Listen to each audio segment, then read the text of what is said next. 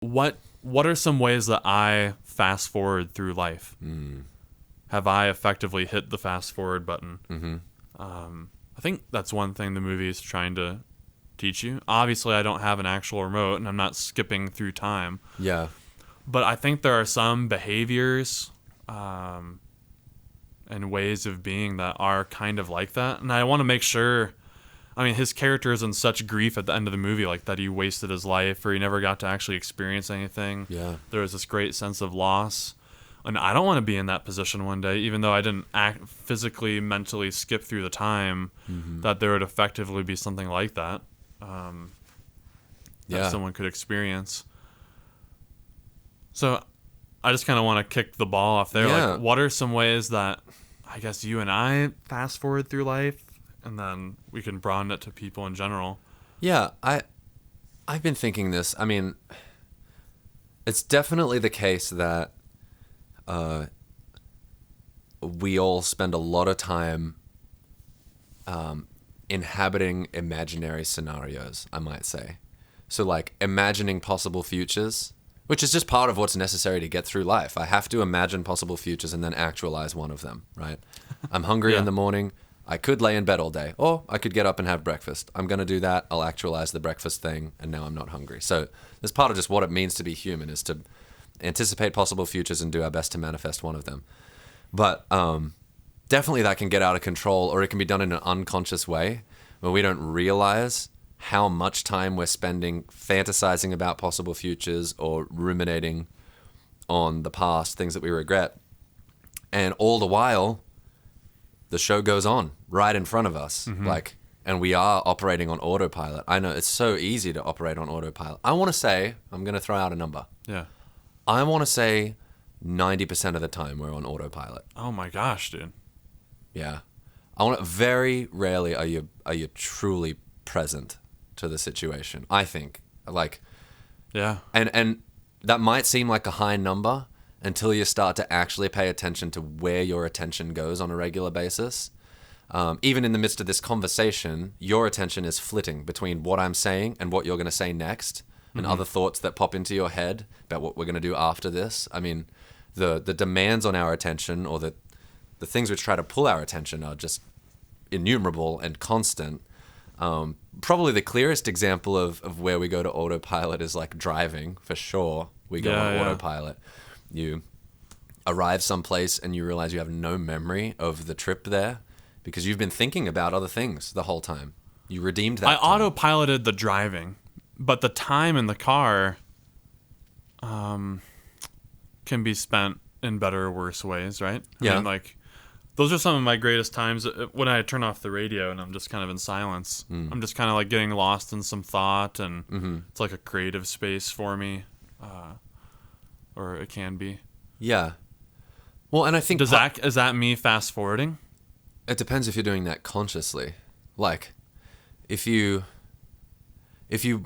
wanted to be totally present to what's happening in the car, you would be noticing the texture of the steering wheel on your hands and the feel of the accelerator under your foot. I don't care about that, I guess. Right, you might not, and totally, right? There's a reason that gets filtered out. Yeah. It's like when you first drove a car, you were very present. Yeah. It's like, I don't know how far to push this thing down, and I've got to check my mirrors and got to use my blinker. And the job of the brain is to build muscle memory and automate those things to unconscious systems that I don't have to think about. When I'm walking, I'm not thinking about how to walk up some steps. Okay, first the right foot, lift it, put it forward, put it down, now the left foot. But when I first walked, it took all of my concentration. So I think it's normal for certain activities and behaviors to become unconscious or automated. But if we're not aware of it happening, I think it can get run away, and more things can get automated than we want. And certainly what you just described as being lost in thought, I might even say there's two different ways to do that. There is active, creative brainstorming, where you're trying to solve a problem and you're really actively, what are you doing right now? I'm thinking. And then there's I was caught up in a daydream and didn't even really realize. I was essentially dreaming while I was awake. I was playing out some scenario in my head while real life rushed by me. And that's not real.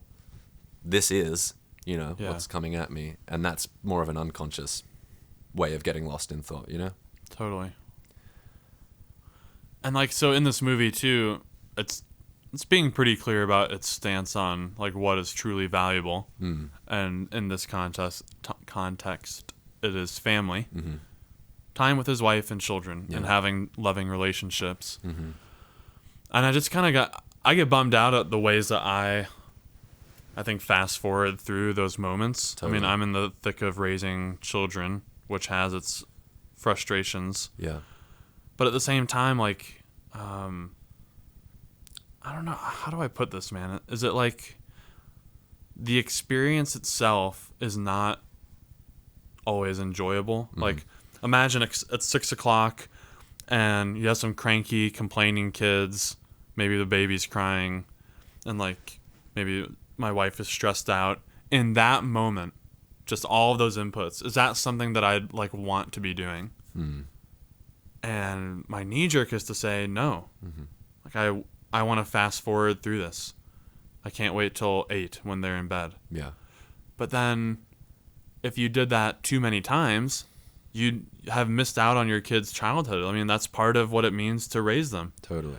And so I guess maybe what this movie and what I'm saying is putting pressure on the idea that life, I guess on hedonism, like this philosophical view that what matters for exclusively for well-being are pleasure sensations and pain sensations, maximizing the former and minimizing the latter. Yeah. So we can call that ethical hedonism. And then we can tack on egoism to that, where it's self-directed. So my mission in life, what I ought to be doing, is maximizing my own pleasure states and minimizing my suffering ones. And so when you take this kind of myopic view of just that snapshot in the kitchen, it's a first world problem I'm in, to be fair. But is it right to even is it fair to call it a suffering condition? Like, there's noise inputs that I find totally. You can call it a suffering find it unpleasant. Condition. Yeah. The noise in particular. Yeah. And the commotion, the stress of it. Yeah. But there might still be value to be had in actually living it out and experiencing it. Yeah. Plodding through it. Absolutely. Can you help me articulate what that is? Yes, and I'm gonna regurgitate just a little bit of Jordan Peterson, because I think he hits this really, really well, and that is that like life includes suffering, and the best antidote to that is to bear as much responsibility as you can in such a way that it justifies the suffering, that the suffering is meaningful and not meaningless. So in your case of a noisy kitchen, you're suffering in that moment, or a child who vomits on you. Okay, that's not great. Nobody wants that. Yeah. But the meta game that you're playing is that of loving, leading, and raising a family.